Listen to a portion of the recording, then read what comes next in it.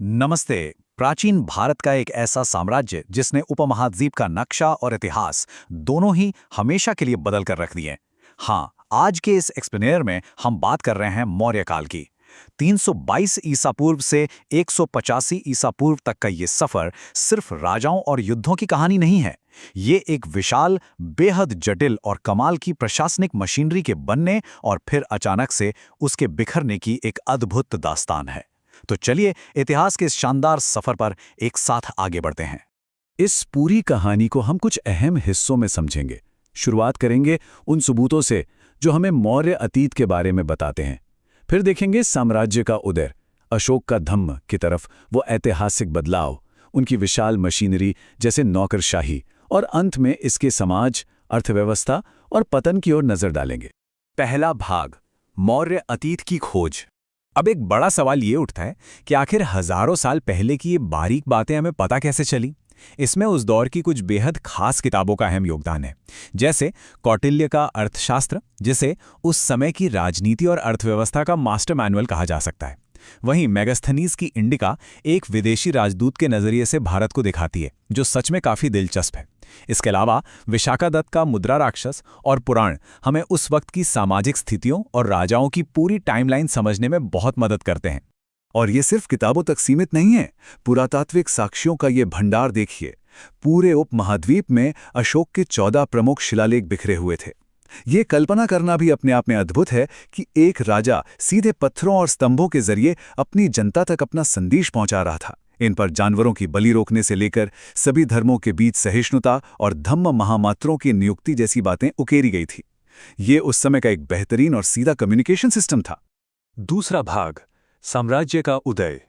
ये टाइमलाइन दिखाती है कि ये विशाल साम्राज्य जमीनी स्तर से कैसे खड़ा हुआ। 322 ईसा पूर्व में चंद्रगुप्त मौर्य ने इस साम्राज्य की नींव रखी। फिर 298 ईसा पूर्व में बिंदुसार आए, जिन्होंने इस साम्राज्य को सुदूर दक्षिण तक फैला दिया।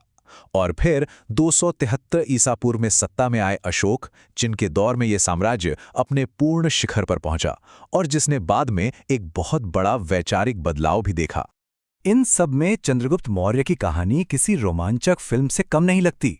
उन्होंने पहले बार पूरे उत्तर भारत को एक किया और ग्रीक शासक सेल्यूकस निकेटर को हराया। लेकिन उनके जीवन का अंत उससे भी ज्यादा हैरान करने वाला है। जीवन के अंतिम दिनों में उन्होंने अपनी मर्जी से पूरा राजपाट त्याग दिया, एक जैन भिक्षु बन गए और चंद्रगिरी पहाड़ी पर संथारा यानी धीमे उपवास के जरिए अपने प्राण त्याग दिए। एक इतने शक्तिशाली और आक्रामक योद्धा का ऐसा आध्यात्मिक अंत वाकई चौंकाने वाला है। तीसरा भाग, अशोक का धम्म की ओर मुड़ना। मौर्य साम्राज्य ने अशोक के अधीन अपना चरम देखा, लेकिन 261 ईसा पूर्व में कुछ ऐसा हुआ जिसने सब कुछ बदल दिया। कलिंग का युद्ध। इस युद्ध में इतना खून बहा और इतनी भयानक तबाही हुई कि अशोक अंदर तक झकझोर गए। इस दर्दनाक मंजर ने उन पर ऐसा गहरा असर डाला कि उन्होंने हमेशा हमेशा के लिए युद्ध और हिंसा का रास्ता ही छोड़ने का फैसला कर लिया। इन दो शब्दों के बीच का अंतर इतिहास का एक बहुत बड़ा टर्निंग पॉइंट है।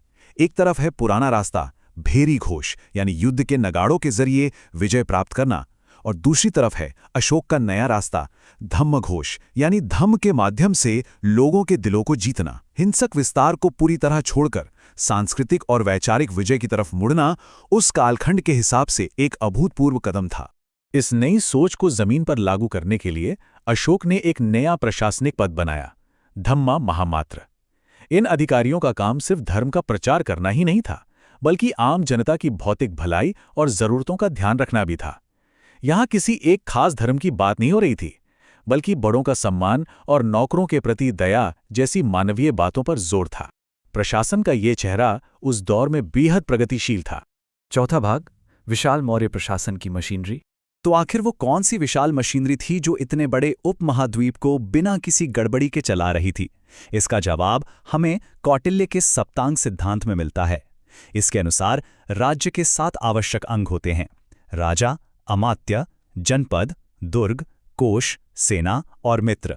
यह एक बहुत ही मजबूत और केंद्रीकृत नौकरशाही थी, जिसमें राजा पूरे सिस्टम की आत्मा के समान था। बाकी सभी अंग पूरी तरह से राजा के निर्देशों के इर्द गिर्द ही काम करते थे। अगर हम नगरपालिका के स्तर पर करीब से देखें तो मेगास्थनीज ने एक ऐसा नगर प्रशासन रिकॉर्ड किया है जो बिल्कुल आज की मॉडर्न म्यूनिसिपैलिटी जैसा लगता है। पूरा काम 5-5 सदस्यों वाली 6 अलग-अलग कमेटियों द्वारा संभाला जाता था। कोई जन्म मृत्यु का हिसाब रख रहा है, कोई विदेशियों का सत्कार देख रहा है, तो कोई टैक्स और व्यापार संभाल रहा है। उस जमाने में इस तरह की बारीक और सटीक मैनेजमेंट व्यवस्था होना सच में हैरतअंगेज है। और हाँ, इतने बड़े इलाके को सिर्फ मैनेजमेंट से नहीं बल्कि एक बेहद मजबूत खुफिया नेटवर्क से संभाला जाता था। मौर्य काल के इन राज्य जासूसों को गूढ़ पुरुष कहा जाता था। ये 2 तरह के होते थे, संस्थान जो एक ही जगह टिक कर खुफिया जानकारी जुटाते थे और संचारी जो अपना भेष बदल कर पूरे राज्य में घूमते रहते थे। कानून और व्यवस्था बनाए रखने के लिए ये गुप्त नेटवर्क एक रीढ़ की हड्डी की तरह काम करता था। 5वां भाग, समाज, अर्थव्यवस्था और अंततः पतन। तो उस वक्त आम जनता का जीवन कैसा था और वो कौन सी दरारें थीं जिन्होंने इतने बड़े साम्राज्य को ढा दिया? अगर समाज को देखें तो मेगास्थनीज ने भारतीय समाज को 7 अलग-अलग वर्गों में बंटा हुआ पाया। इसमें दिलचस्प बात यह है कि इतिहासकार ये मानते हैं कि ये बंटवारा पारंपरिक जाति व्यवस्था पर आधारित नहीं था, बल्कि ये पूरी तरह से लोगों के आर्थिक पेशे या रोजगार पर आधारित लगता है। अर्थव्यवस्था की बात करें तो राज्य का हर छोटी बड़ी गतिविधि पर बहुत सख्त नियंत्रण था। किसानों को अपनी उपज का 1/4 से लेकर 1/6 हिस्सा टैक्स के रूप में चुकाना पड़ता था। इसके अलावा खनन, जंगल और हथियार बनाने के कारखानों पर पूरी तरह से सिर्फ राज्य का एकाधिकार था। ये एक बेहद नियंत्रित और टॉप डाउन इकोनॉमी थी।